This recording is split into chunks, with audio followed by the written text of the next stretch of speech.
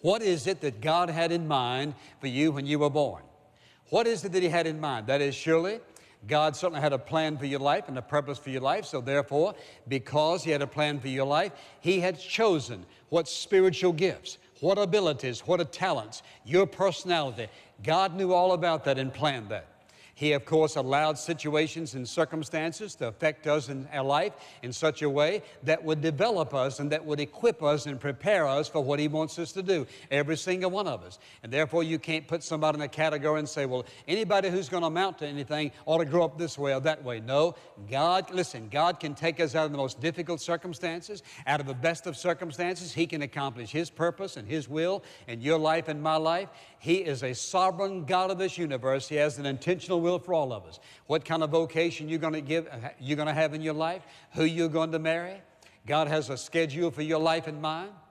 He has a span of life for us. He's given us a certain amount of time. He's given us certain skills and abilities and talents. We don't all have the same. Some people have absolutely amazing skills and abilities and talents. Some maybe not so much. Some people may think, well, I'm just a homemaker, I'm just this, and I'm just that. In God's mind, there's no just anything. Every single person is valuable in the eyes of God.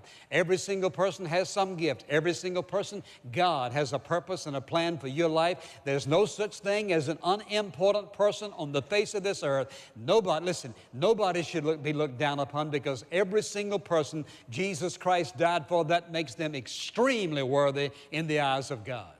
Somebody says, well, God's called me to do something I can't do. No, He did not. He may call you to do something that you're afraid to do, that you are scared to death, that you feel like you just absolutely would make a failure, embarrass yourself or embarrass someone else. But you know what? He will never require of us to do anything that, listen, that we cannot do, that He will not do through us, because, listen, He's always looking out for our best. His intentional will for you and me, ultimately, He says, is to be conformed to His likeness. He says He predestined you and me to be conformed to the likeness of His Son. He predestined us to bring Him glory and honor and praise.